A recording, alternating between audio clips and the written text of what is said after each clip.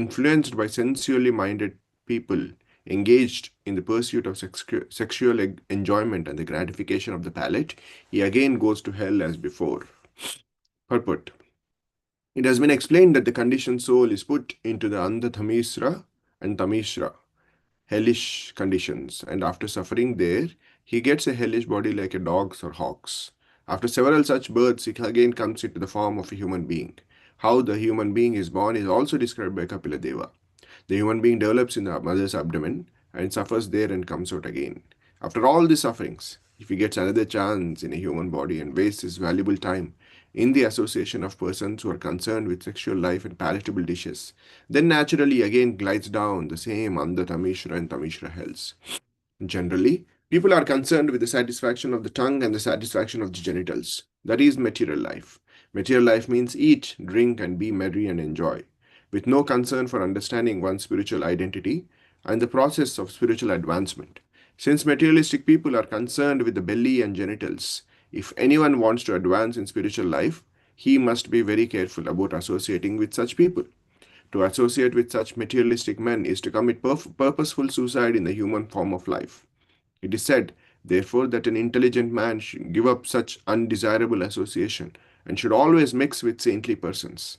When he is in association with saintly persons, all his doubts about the spiritual expansion of life are eradicated, and he makes tangible progress on the path of spiritual understanding. It is also sometimes found that people are very much addicted to a particular type of religious faith. Hindus, Muslims, and Christians are faithful in their particular type of religion, and they go to church, temple, or mosque. But unfortunately, they cannot give up the association of persons who are too much addicted to sex life and satisfaction of the palate. Here it is clearly said that one may officially be a very religious man, but if he associates with such persons, then he is sure to slide down the darkest regions of the hell. Text 33. Satyam saucham daya maunam buddhihi shrirhir yasha kshama samodamo bhagascheti yatsangadyati sankshayam.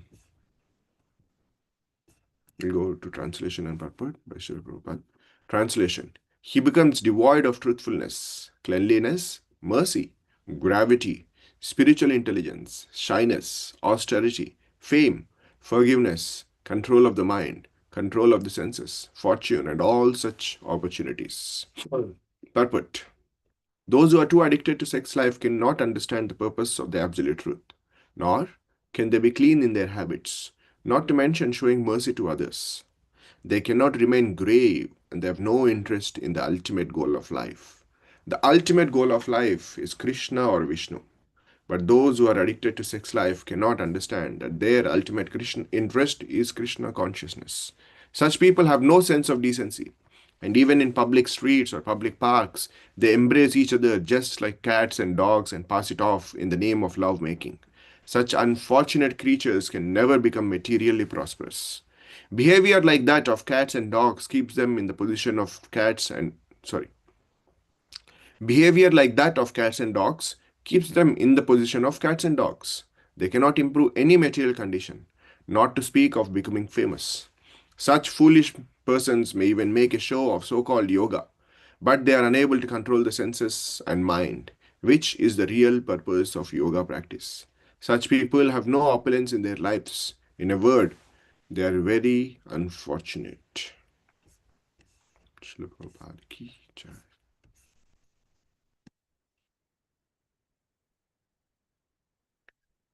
ॐ अज्ञानतिमिरान्धस्य ज्ञानाञ्जनशलाकया चक्षुरुन्मिलितं येन तस्मै श्रीगुरवे नमः श्रीचैतन्यमनोभीष्टं स्थापितं येन भूतले स्वयं रूपकदा मह्यं ददाति स्वपदान्तिकम् नमो विष्णुपादाय कृष्णपृष्ठाय भूतले श्रीमते भक्तिवेदान्त स्वामिन् इति नामिने नमस्ते सारस्वती देवे गौरवाणी प्रचारिणे निर्विशेष शून्यवादी पाश्चात्यदेशतारिणे जय श्री कृष्ण चैतन्य प्रभु नित्यानंद श्री अद्वैत गदाधर श्रीवास आदि गौर भक्त वृंद Hare Krishna, Krishna Krishna, Hare Hare, Hare Rama, Hare Rama, Rama Rama, Hare Hare. Hare Krishna, dear devotees. I have a hard stop in another 10-15 minutes, so I think this will be the shortest discussion that I had. So, um, as I was reading the purport as part of the preparation, and even now, there's a lot of times that Srila Prabhupada is using um, in relation of like context of this verse, which Kapila Dev in kind of gives it in a much broader sense in terms of yeah. So when Kapila Dev is explaining, what he is explaining is as Srila Prabhupada translates in the synonyms. If asad bhi with the unrighteous on the path, and then he explains why, the purpose for which those people who are kind of going onto the unrighteous path, which is for the genitals and the first stomach, and then he says such people will go back into the tama as before. But Srila Prabhupada then specifically uses, rather than just kind of keeping it as kind of with the unrighteous, which is a generic description of the path. Srila Prabhupada then, both in the translation and the purport, very clearly, categorically says, in the pursuit of sexual enjoyment and the gratification of the palate. Many a times, when as it so happens either within our families who have fully not yet accepted the Krishna consciousness path, or sometimes it could be just us in kind of those moments of confusions or doubts, or it could be when we um, are um, in front of in front of any of these new um, newcomers who are newly getting introduced to the teachings of Srila Prabhupada. One of the arguments that are given is, I'm not addicted to sex life and I'm not addicted to the satisfaction of the palate. I can just eat on the bare minimum that I have, and I'm kind of a bachelor or I'm married, but I'm not addicted to sex life. So when Srila Prabhupada, so that kind of counter argument, as I was giving my head, it reminded me of a story, which is in one of the books that we read to the kids. It's written by Shubha Vilas Prabhu. It's part of I don't know the exact original source of the story, but it's this is a book by Shubha Vilas Prabhu where he says there was a sage who was very meditative, was fully focused. This also kind of in some ways correlates back to the story from Bhagavatam, which is the Ajamila story. Not exactly, but kind of the parallels of a kind of very dedicated, very focused personality who was on the path of religion, um, performing his prescribed duties of taking care of the family and doing his Trikala Sandhya Vandanams and all of that. As he was doing, then he gets somehow experiences or exposes himself into um, an association, if you call it kind of, if we can call it in a general way, of associates, even from far, kind of just exposes himself and associates to an unreligious path where a couple of people were kind of enjoying in that act of sex. Then everything starts to kind of dwindle. So similarly for this personality, for this sage, he was always focused. He had his small ashram, but he would always take care of his bare minimum necessities and was never kind of overindulging in anything. And as we all know, Lord Indra is always there to test. Um, Many a times we kind of get this impression that Lord Indra is a insecure man who is always looking out for troubling the sages. But one of the perspective that's also given, especially in this book, which was kind of revealing to me, is in he's still Lord Indra as part of his roles and responsibilities. is also responsible for making sure only the qualified people can get upgraded into the heavenly planet realms, where they can kind of have much more prolonged life and has a kind of greater abilities of kind of relishing this material prosperities. So as part of his kind of resume roles and responsibilities, one of the role is also going to kind of making sure that only, like, he kind of strictly tests them and then gradually is making sure that they graduate. So as the sage is performing his tapasya and doing that, um, Lord Indra tries multiple other things. He tries to create terrible weather. The sage is perfectly fine. In extreme cold, he was still performing his dharma of doing tapasya, and terrible heat and anything, like he was trying to create all the external turbulences that Lord Indra could think of, and nothing was moving ahead. Then Lord Indra thinks, okay, I'll have to use my trump card. And in this time, he uses, so this trump card has multiple kind of faces. For Vishwamitra, he sent an apsara. For some other people, he sent something. But in this case, what he goes as a king, and with who a king who is out for hunting.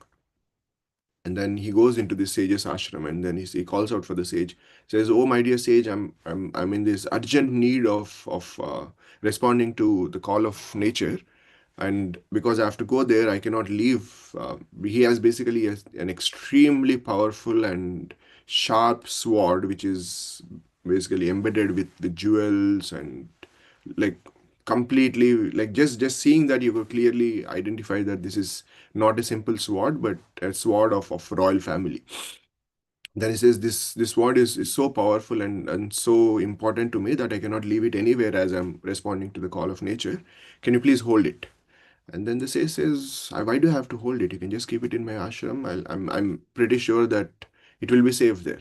Then Lord Indra, who is in the disguise of the king, says, "Oh, my dear sage, I cannot trust anybody, or because you're outside, and it is highly possible that any of your students who are not as qualified as you might take it and then run away and might create some trouble, because in this forest this sword is so sharp and it is also very important to me, might create a lot of trouble."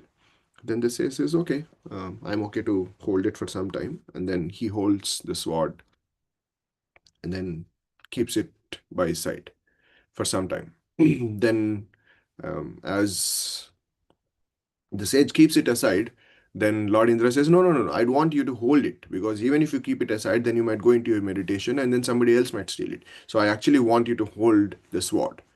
Then Lord Indra goes away, and then this sage carries the sword for some time. And then at first he does not notice, or kind of does not pay a lot of attention to it. And eventually, after 5 seconds, 10 seconds, 60 seconds, 5 minutes, 10 minutes, as he's holding it, then he kind of starts to look at it a little more, starts to observe the majesty of the sword, the sharpness of the sword, and every tiny detail. Then he starts to appreciate, "Oh, wow, what a wonderful creation." And then slowly, then he starts to say, "Oh, I've never felt so much of power in my hand." Because he's basically um, a sage who has left everything and then kind of left even the desire of power. And now, as he was holding this majestic sword, then he starts to feel, "Oh, there's a lot of power. I want to just see how it feels as I wave this sword." Then he gets up and then starts to wave the sword. And then as he starts to wave the sword, then he says, "Oh, this feels actually very sharp. Let me try to see how sharp it is." And then he goes and tries to just swings at a huge tree that is in his ashram.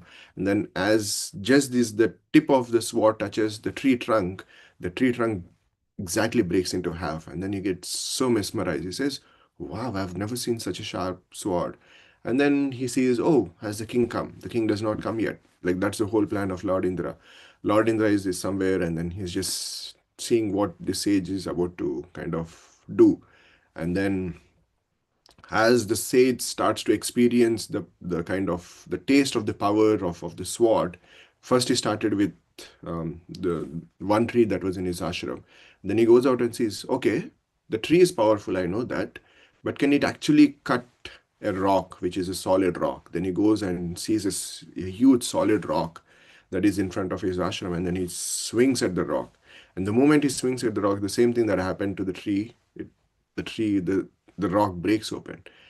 And then as the intoxication of the power starts to get into him, then he goes out and starts to swing at animals, at people who are outside of his ashram, and then eventually then he starts to kill some of his disciples, and eventually he gets transformed into a dacoit. So the so the story says that the intoxication of power is so high that once it is just a simple act of just holding the sword. Um, it's not that Lord Indra gave the sword to the sage, saying that, oh, the sage, for few days, because now I am not available, you please become the king. Nothing of that. All he gave him was just that hold the sword, and he did not even say, do you want to try swinging the sword, or do you want to see how powerful? Nothing of that sort. Just that ability of experiencing that power in his hand kind of let loose everything. And then as Kapiladev is explaining here, then um, in some ways I think it was, who was it, Devakinandan Prabhu, when he was here, he was explaining that when Narada Muni gave the curse to the Nalakavera and Manigriva, the curse was actually not a curse, but it was a blessing. And in fact, when Krishna released them from the curse, that was not a blessing, but that in fact was the curse. And it so beautifully Devakinandan Prabhu was explaining that day that because Narada Muni gave them the curse on an external level, it was the curse, but on an external level, even though it is kind of their huge opulences, the ability, like they were the most kind of sons of the demigod who is the in charge of the treasure of the demigods, and there's so much of power, money, and everything. But in fact, that was not the curse because they got this a blessing of serving the Vaishnavas, who were like not any Vaishnavas, but the Vrajavasis. And in fact, when Krishna let release them from that curse, in fact, it was not a blessing of letting go of the curse and kind of being in that stagnant position, but in fact, it was a curse because they were losing that ability of serving the Vaishnavas. So, for a devotee, the hell, as even some might argue that what is the guarantee that I'm going to hell? Who knows what is happening after the life? As long as I'm happily enjoying in this life, I'm all good. But for this sage was in this deep trance of meditation of wonderful peace that he was experiencing as the sage was in this meditation. For such a personality, just letting go of that peace inside and outside, and then creating this chaos in not just in his life, like always as a dacoit, you're never sure who is going to attack you. The guards are always looking out for you, and then you're living in a forest in between the wild animals. There's always this chaos inside and there is chaos outside. So even from that standpoint of comparing both the situations that the sage was experiencing, it's still hell from the original heaven that he was experiencing of tranquility and peace within his heart. And and that, if even if people are not willing to accept of kind of eventually going down the path of, as Srila Prabhupada explains, under Tamishra and Tamish, the hellish conditions, we will experience the hellish conditions when we go down this path, as in the case of Ajamila, as in the case of this sage. It is it is it is but clear that we will go down this rabbit hole and eventually kind of go that. And one thing that I want to end with is Vishwanath Chakravarti Thakur actually writes, then he says that when the reason Kapila Dev is using the word Purvavat is to signify two things here. One is an external meaning, as somebody who is following this unrighteous path for the sake of genitals and for the stomach. And those who are associating with such a personalities will go down this path of hell as or the darkness as before. And similarly, then he says, for a devotee who might have followed a righteous path and then eventually went into an unrighteous path, and like in the case of the Ajamila, somebody who was following the performance of the religious duty, the devotional service, but then eventually, because of a chance occurrence, kind of slid down into this path of unrighteous. Even for them, if they choose to move away from such a personalities as what is described here, and then chooses to associate with a personality who is on the path of righteous, on the path of dharma, on the path of devotional service, then even for them, as before, as purvavat, as before, they will come back into the shelter of the devotional service. It's not only one way path. It's not just to say that, oh, once you're in this unrighteous path, there is no way of coming back. We have the example of the Ajamila, for because of the, as it is explained in the Ramayana, there's those, like, it just happened. There were these sages who came into his house, and then he served them. Then they suggested him to keep the son's name as Narayana, and then he got attached to Narayana, and like kind of it just went down the path. Like, you cannot explain why did the sages only come at that point? Why didn't the sages come even before? Why didn't the sages come a little later? Why didn't the sages just like, if you just ask those questions, like, um, did not you might not exactly get the answers, other than just saying that um, he just happened to kind of expose himself. Maybe there were sages before, but he never kind of took that step himself. So for a personality who is in this rabbit hole of going down the right unrighteous path, it's a moment of choice. As long as he's able to make a righteous choice, then as before, purvavat, then even that personality also, there is a hope. So the hope is the grace and the hope, as Lord Brahma prays when during the Chatushloki Bhagavatam, when Lord Brahma is praying, when Prahlad Maharaj is praying, when Dhruv Maharaj is praying, when Vritrasura is praying, all of them are praying. Even Haridas Thakur, when he's praying to Lord Chaitanya Mahaprabhu during the Mahaprakash Lila, all of them are just praying for that. Let me just get the association of your devotees, because that's the only saving grace. And as long as that association of the saving grace is there, then we will make sure, even if we are kind of mistakenly taking the choice of going down the unrighteous path, we'll always have our spiritual masters, our friends who can hold our shikas and hold our entire bodies so strong to make sure that we are not kind of sliding down, and can always go back into that, the original Purvavat of performing the devotional service at the lotus feet of Shishi Radha Shyam Sundar. Um, with that, I'll end the discussion here. Actually, I have to drop off, so we'll not be able to take comments or questions. But thank you so much for keeping me under all of your shelter. Each of you here are like my sisters and brothers, so thank you so much. Hare Krishna. Hare Krishna. Thank you, Prabhu. Hare Krishna. Srila Prabhupada ki jai. Jai. कल्पतरुभ्यश्च कृपा सिन्धुभ्येव च पतितानां पावनेभ्यो वैष्णवेभ्यो नमो नमः।